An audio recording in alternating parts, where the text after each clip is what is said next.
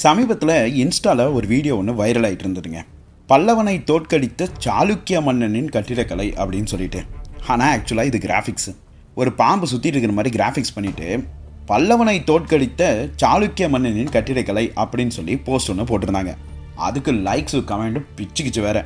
இந்த உலகத்தில் ஆண்ட எல்லா பேரரசுகளுக்கும் ஒரு ரைஸும் இருக்குது, ஒரு ஃபாலும் இருக்குங்க. ஸோ இந்த பேரரசு தான் பெருசு, அந்த பேரரசு தான் சிறுசுன்னு சொல்லவே முடியாது.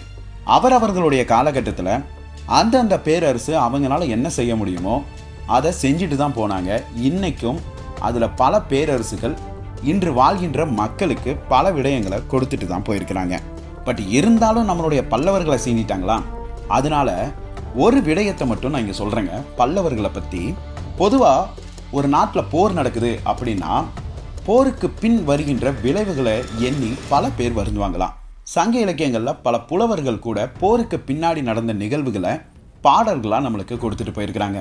அப்படி பல்லவ பேரரசு போருக்கு பின்னாடி வர ஒரு மிகப்பெரிய ஒரு விஷயத்தை ஆராய்ந்திருக்கிறாங்க. அது என்னன்னா, ஒரு தேசம் வெற்றி அடைஞ்சாலும் சரி, தோல்வி அடைஞ்சாலும் சரி, அந்த நாட்டுக்கு மிகப்பெரிய ஒரு பிரச்சனை என்ன வருதுன்னா பஞ்சம். ஏன்னா போர்க்கால அடிப்படையில் பல பேர் போருக்கு போயிடுவாங்க. அங்கே வேலை செய்யறக்கோ இல்லை வருமானத்தை ஈட்கிறக்கோ இல்லை அறுவடை செய்யறக்கோ அங்கே ஆட்கள் கம்மியாயிருவாங்க. அதே தேசம் தோற்று போனால் கண்டிப்பாக அந்த நாடு சூறையாடப்படும். அப்போது அங்கே இருக்கிற பொண்ணும் பொருளும் செல்வங்கள்னு சொல்லிட்டு எல்லாத்தையும் எடுத்துகிட்டு போயிடுவாங்க. அப்போது இந்த மாதிரி ஒரு காலகட்டத்தில் போருக்கு பின்னாடி ஒரு நாடு வெற்றி அடைஞ்சாலும் சரி, தோல்வி அடைஞ்சாலும் சரி, நாட்டு மக்களுக்கு பஞ்சம்ங்கிற ஒரு விஷயம் வந்துக்கிட்டே இருக்குது அப்படிங்கிறது பல்லவ பேரரசு உணர்றாங்க. இதனால ஒரு போர் நடந்தாலும் சரி, நடக்காவிட்டாலும் சரி, ஆனால் மக்கள் பஞ்சத்தில் வாடக்கூடாது அப்படிங்கிறதுக்காக ஒரு பஞ்ச ஒழிப்பு போராட்டமே பல்லவர்கள் செஞ்சிருக்கிறாங்கன்னு சொன்னால் உங்களால் நம்ப முடியுமா? ஆமாங்க, நாட்டு மக்கள் பஞ்சத்தால் அடிபடக்கூடாது அப்படிங்கிறதுக்காக பல்லவ பேரரசு பஞ்சவாரா வாரியம் அப்படின்னு சொல்லிட்டு ஒரு வாரியமே அமைச்சிருக்கிறாங்க. இந்த வாரியத்தின் அடிப்படையில் என்ன பண்ணுன்னா, ஒவ்வொரு சிற்றூர் இருக்கும் இல்லையா, அதாவது பல்லவ பேரரசுக்கு கீழே பல சிற்றூர்கள் இருந்தது. இந்த சிற்றூர்களில் அறுவடை நடக்கின்ற காலகட்டத்தில் பஞ்சவரா வாரியத்துக்கு அவங்களோட கான்ட்ரிபியூஷனாக இல்லைன்னா அவங்க கிட்ட இருக்கிற நெல்மணிகளை கொஞ்சம் கொடுத்து அங்கே சேமித்து வைக்கணும்.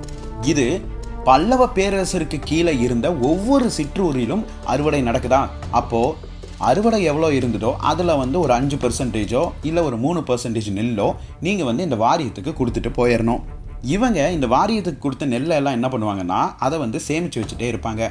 ஏதாவது மழை வராமல் பஞ்சத்தில் அடிபட்டாவோ இல்லை போர்க்கால அடிப்படையில் அந்த நாடு பஞ்சத்தில் அடிபட்டாவோ அந்த சமயத்தில் மட்டும்தான் இந்த பஞ்சவரா வாரியம் நெல்மணிகளை எடுத்து மக்களுக்கு கொடுத்து அவங்களுடைய பசியை போக்கியிருக்கிறாங்க. நாட்டிலும் பஞ்சம் வராமல் தடுத்திருக்காங்க.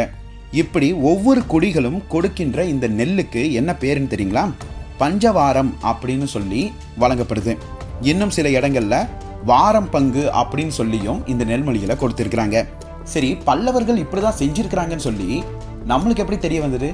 ஒரு கல்வெட்டு, அதுவும் 3ஆம் நந்திவர்மனுடைய கல்வெட்டு தான் நம்மளுக்கு இப்படிப்பட்ட ஒரு தகவலை கொடுத்துருக்குங்க. திருக்காட்டுப்பள்ளி பஞ்சவாரம் 1000 காடி நெல் இப்படின்னு வர்ற 3ஆம் நந்திவர்மனுடைய கல்வெட்டு தான் மக்களுடைய பஞ்சத்தை போக்கருக்கு தனி ஒரு வாரியம் பல்லவர்கள் அமைச்சு அவங்களுடைய ஆட்சி காலத்தில் நடத்தி வந்திருக்கிறாங்க அப்படின்னு சொல்லி வரலாற்று தகவல் நம்மளுக்கு தெரிய வருது.